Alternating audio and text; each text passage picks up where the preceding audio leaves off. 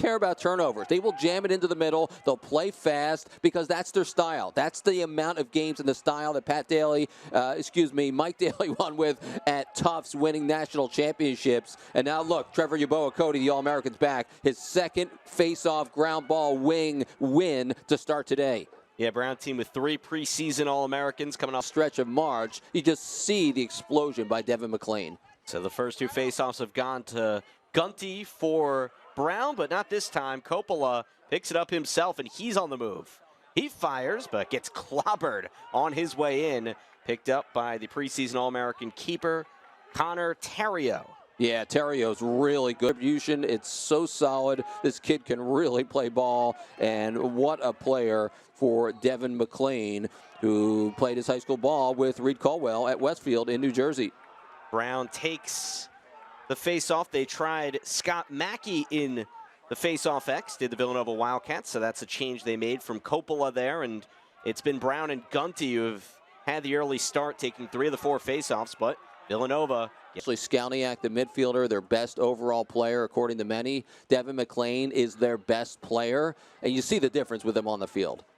Coppola's back in at the X, and he comes up with the face-off for Villanova. Much needed for the 3 national titles for Coach Daly at Tufts for the Jumbos back in 2010, 2014, 2015. Dylan Malloy's younger brother played for that Jumbos team back in the day. And, of course, Dylan Malloy, one of the best players in the history of college lacrosse. Coppola wins the faceoff for Villanova. Tegan Boltman was in at X for Brown that time. So Coppola won a couple faceoffs consecutively, and Villanova out of the timeout. Good point, Sam. The backups played Saturday against UMass with Gunty out. So Daly going to the other. In to take the face-off for Brown, going up against Coppola. And you figure Coppola, who's one of the best in the country, has that advantage against the other team's backup almost 9 out of 10 times, you'd figure. Camizio dishes it to Campbell. Back behind. Daly trading. But off that rebound, it's King who had that hot potato right to him. And the Bears up 5-2. And they have the control here. Brown went with a different look at X. It was Dash Sachs that time, a sophomore from Westport, back up top. Middle, but Brown gets those sticks in the passing lanes, so they need to probably run their offense a little bit cleaner based on the way Brown plays. That's Dash Sachs taking the face-off for the Bears, and he wins it for them. We talked about that.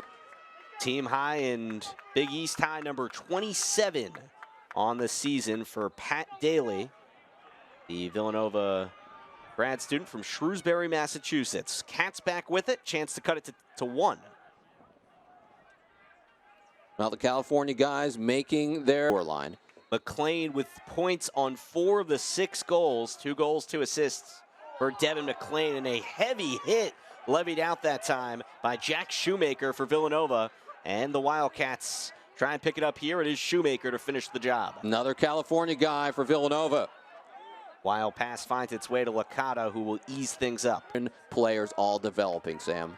Villanova outscoring Brown 2-1 this frame, but still a lot of work to be done as that face-off got a little chippy. And the Bears will have to defend here with Villanova starting it up with Camizio. On the availability of Matthew Gunty, the senior face-off specialist, one of the best in the country, and still not out there. But this time we see Dash Sachs winning it against Coppola. There is Sachs to bring it ahead. Brown looking for just its 2nd goal of the... And Villanova and Brown are square at 6. Coppola wins, but he coughs it up. Little oohs and ahs down there is hit after hit after hit. Villanova eventually with the pickup by Brody Laporte. Griffin King got hit with a slash on the previous goal and play. Villanova scored, and now we see one of the Wildcats down as we see it really getting chippy out there. Yeah, physical play, you talked about it. Providence has a style that they play. Villanova's staff every year, they find guys that are under-heralded, and they develop them into really good lacrosse players. So Coppola not out there to take the face-off. It's Lucas Kopecky, the junior, who drew those duties for Villanova that time. So Coppola, maybe that will linger into the second half. Brown, not enough time to get a shot off here. And Lucas Kopecky took one. They moved him to short stick recently, but Kopecky back in there as your primary faceoff guy all of a sudden. And Sachs snares it to start the third. He's won 5 of the first 8 he's been out on the field for. So Brown doesn't have their guy Gunty, but they do have the preseason All-American Trevor Yeboah Cody. They work it also to Devin McClain, who had missed the last 4, another preseason All-American for the Bears. It's looking like an NCAA tournament type of season for Villanova. Sam, number 6 ranking, 7-1. The last time they made it was 2018.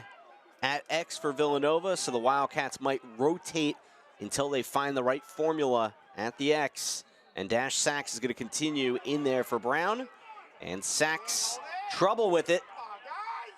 And eventually Brown recovers. A nice little shovel there by Mark Witt to set this up. And it results in a Bears goal. Brown back on top. In transition, it's Gibson Linehan to put him up 8-7. That's one of their polls. They've done this for years. Alec Tollett, Larkin Kemp, an identity for Brown, whether it be Lars Tiffany or now Coach Daly, up and down. They're winning the faceoffs all of a sudden. Providence transfer. Now he goes to the other side of town, right, to play for the other school. So familiar with the Big East and familiar to start the third. And Villanova will switch faceoff guys here and go to Scott Mackey, the freshman, 6 foot 190 out of Iona Prep in Larchmont, New York. Yeah, that Larchmont, Mamaroneck area, and Brown has taken the first 3 faceoffs of the third. And if Coppola is unable to come back in for the Wildcats, that might be looming large as a bit of frustration he shows on his face, a little sigh. A tough spot for him to be in with Villanova on the man down and Brown shooting about as accurately as you possibly can. This could be a big face-off for Villanova. More of a tie-up by Kopecky. Just try and make it a scrum and more of a 50-50 and let your wings get involved. The wings creeping in. Still a battle for it. Ball bounces around, shoveled behind the line, and it's Bears ball. And Villanova's won the ground ball battle, mostly because of the face-off, but they've been a little bit better in that area anyway.